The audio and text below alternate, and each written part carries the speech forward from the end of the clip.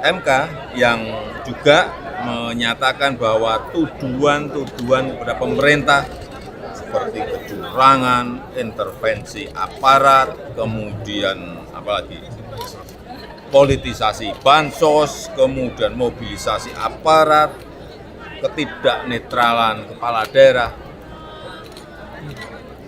telah dinyatakan tidak terbukti. Ini yang penting bagi pemerintah ini. Presiden Joko Widodo menyatakan menghormati putusan Mahkamah Konstitusi MK soal sengketa hasil pemilu Presiden Pilpres 2024. Presiden juga mengajak semua pihak bersatu untuk terus bekerja membangun Indonesia.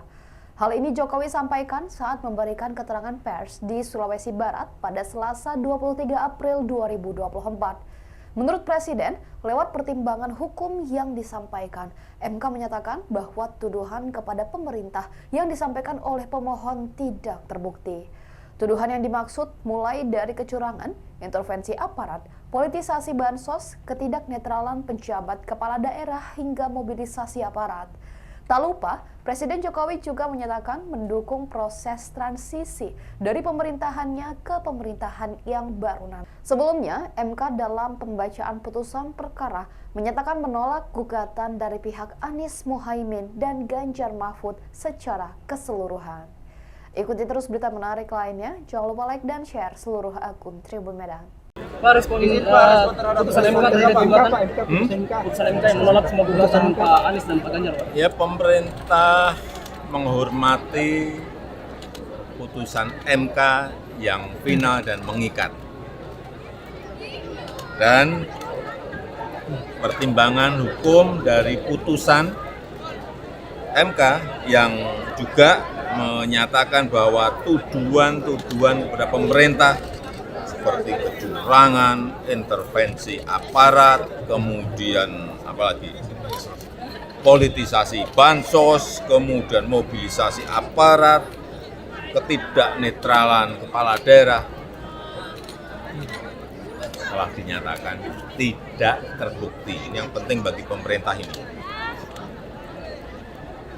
Dan menurut saya ini saatnya kita bersatu. Karena faktor eksternal, geopolitik, betul-betul menekan ke semua negara. Saatnya bersatu, bekerja membangun negara kita.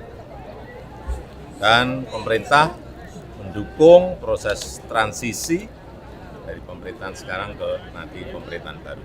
Akan kita siapkan karena sudah sekarang MK sudah, tinggal nanti penetapan oleh KPU besok. Ya, saya rasa itu. Pak Jokowi, posisi Sulbar sebagai penyangga seperti apa Pak Jokowi? Masa jabatan Pak Prof Sudan sebagai Gubernur Sulbar diperpanjang atau tidak, Pak?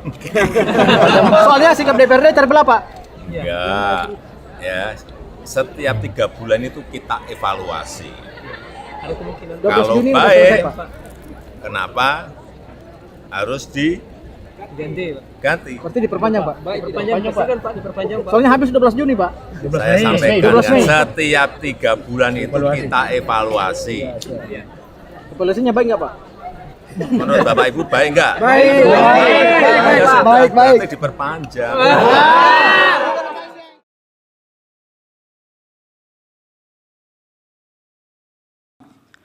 Konklusi, berdasarkan penilaian atas fakta dan hukum sebagaimana diriwayatkan di atas, Mahkamah berkesimpulan, eksepsi termohon dan eksepsi pihak terkait berkenaan dengan kewenangan adalah tidak beralasan menurut hukum.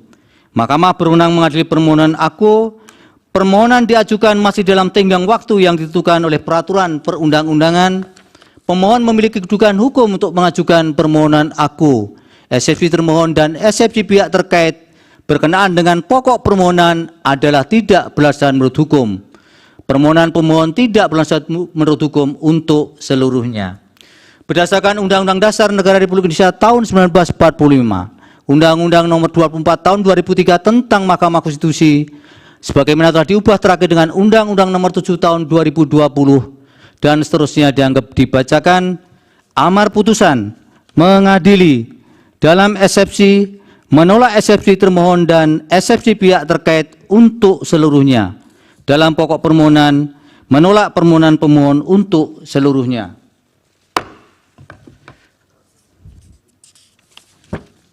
pendapat berbeda terhadap putusan Mahkamah Konstitusi aku, terdapat pendapat berbeda dissenting opinion sebagaimana dalam permohonan nomor 1, yaitu oleh Hakim Konstitusi Saldi Isra, Hakim Konstitusi Eni Nurbaningsih, dan Hakim Konstitusi Arif Hidayat sebagai berikut yang menurut kesepakatan para hakim yang bersangkutan dianggap dibacakan.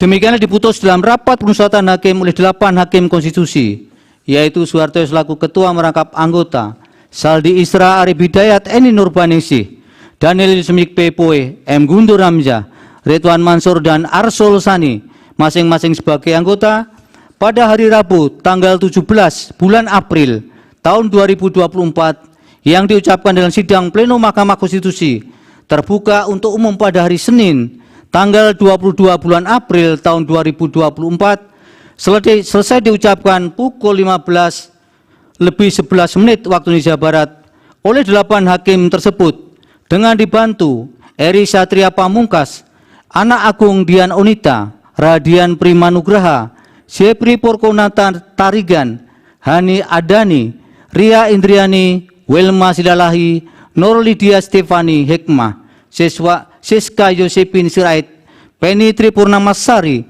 Akmari Narasika, dan Mukhtar Hadi Saputra.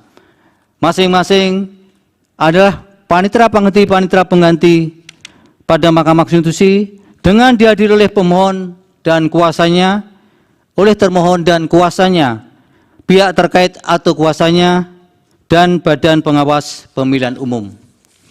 Demikian putusan yang diucapkan oleh Mahkamah pada hari ini untuk perkara nomor 1 dan nomor 2. Untuk salinan putusan akan dikirim oleh Mahkamah setelah putusan ini diucapkan atau selambat-lambatnya 2 hari kerja setelah putusan ini diucapkan.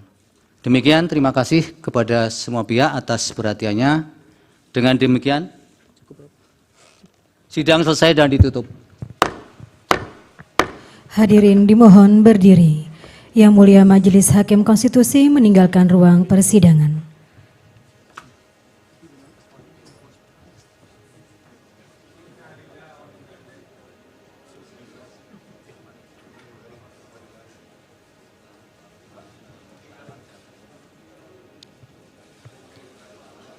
Hadirin disilakan duduk kembali. Hadirin yang kami hormati, demikianlah persidangan hari Senin, tanggal 22 April 2024 untuk perkara nomor 1 dan 2. Download Tribun X sekarang, menghadirkan lokal menjadi Indonesia.